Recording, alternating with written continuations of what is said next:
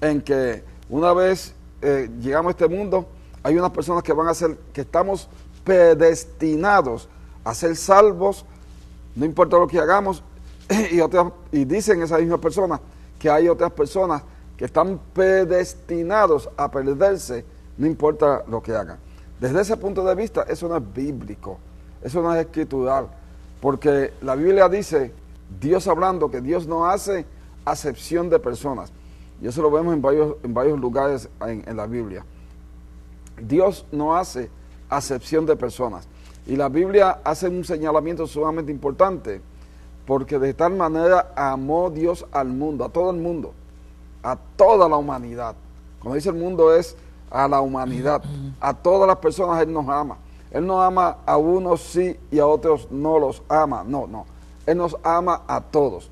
Él nos dio libre albedrío y usted y yo decidimos, nos determinamos si vamos a ser salvos o no vamos a ser salvos. ¿Cómo lo determinamos? Lo determinamos confesando y recibiendo a Jesús como Señor de nuestras vidas. En el momento, Romanos capítulo 10, en el momento en que, del versículo 9 al 10, en el momento en que confesamos a Jesús como Señor de nuestras vidas y le damos gracias al Padre Celestial, porque Él lo levantó de entre los muertos, ahí se manifiesta la salvación. Pero eso es totalmente voluntario. La Biblia dice en el versículo 13 de ese capítulo 10 de Romanos, todo aquel que invocare el nombre del Señor será salvo. Eso lo que implica es que el que no invoca el nombre del Señor no es salvo. Puede observar que depende de mi decisión.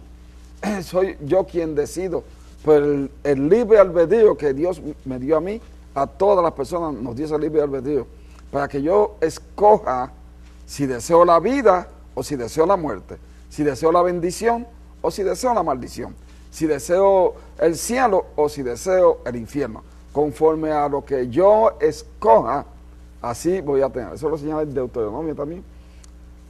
En Deuteronomio dice, a los cielos y a la tierra llamo hoy por testigos delante de vosotros, la bendición y la maldición, la vida y la muerte. Y dice, escoge pues tú para que vivan tú y tu descendencia.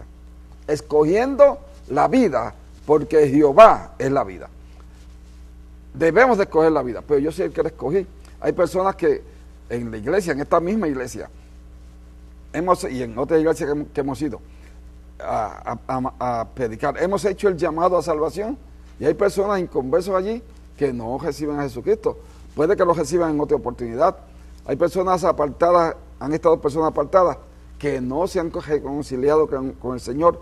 Puede que se reconcilien en otra oportunidad, pero en tanto y en cuanto no reciban, no confiesen, eso es lo que digo, reciban, no confiesen que Jesús es su Señor y glorificar, estar con acción de gracia porque Dios lo resucitó, hasta ahí se manifiesta la salvación. Entonces podemos ver que la predestinación, todo que somos predestinados, uno puede ser salvo y uno puede no ser salvo, no, eso no existe en la Biblia. Ahora, una vez nosotros recibimos a Jesús como Señor y Salvador, escúcheme, ahí estamos predestinados a ir al cielo. Pero mientras no lo han recibido, no tienen la predestinación de ir al cielo. La predestinación se manifiesta en nosotros cuando nosotros recibimos a Jesús como Señor y Salvador, le damos gracias al Padre Celestial, porque lo levantó de entre los muertos, es decir, invocamos el nombre del Señor, ahí se manifiesta en nosotros la predestinación de la salvación. Y ahí sí es verdad que estamos predestinados a disfrutar, escúcheme, del reino de Dios. Y ahí tenemos todas las bendiciones que le pertenecen a los hijos de Dios, porque ahí somos hechos hijos de Dios. O sea, lo que dice en Juan capítulo 1, Juan capítulo 1 en el versículo 14. Por favor, observe conmigo si es tan amable. ¿Lo consiguió, pastor? 1:14. Léalo ahí, por favor. Y aquel verbo fue hecho carne y habitó entre nosotros, y vimos su gloria, gloria como del unigénito del Padre. Ok, ve el versículo 12. El versículo 12. Mas a todos los que le recibieron, a los que creen en su nombre, les dio potestad de ser hechos hijos de Dios. Todo el que crea que Él es el Señor, todo el que confiese a Él como Señor, obtiene la salvación. Como le dijo Jesús a Nicodemo, te es necesario nacer de nuevo, nacer del Espíritu y de la sangre, dice la Biblia. Y eso es lo que acontece realmente. Mientras la persona no recibe lo que estamos compartiendo, pues no está predestinado para la salvación. Pero mira, aquí lo dice tan claro, tan bello. Los cuales, en el versículo 13, ¿lo puede leer, pastor? Sí, los cuales no son engendrados de sangre, ni de voluntad de carne, ni de voluntad de varón, sino de Dios. Dios es el que ha hecho, pero no es para algunas personas nada más, porque Él no hace acepción de personas, es para todo el mundo, porque de tal manera amó Dios al mundo, que dio a su Hijo unigénito, para que todo aquel que en Él cree, es lo que acabamos de leer aquí, en Juan capítulo 1, para que todo aquel que en Él cree no se pierda, mas tenga vida eterna. Porque a los que le recibieron, versículo 12, a los que creen en su nombre, les dio potestad de ser hechos hijos de Dios. Y eso es tan y tan precioso, tan y tan poderoso. Y esto viene como consecuencia del versículo 12, que fue a lo que dice, a los suyos vino y los suyos no le recibieron. Entonces es que te señala, mas a todos los que lo recibieron. Recibirlo es confesarlo a Él como Señor de nuestra vida, confesarlo a Él como el dueño, el propietario, confesarlo a Él como el dueño total y absoluto. Y eso es lo que queremos compartir con usted. Ahora, una vez hacemos esa confesión, repitiendo una vez más, estamos predestinados a disfrutar del reino de Dios. ¿De qué cosa en el reino de Dios?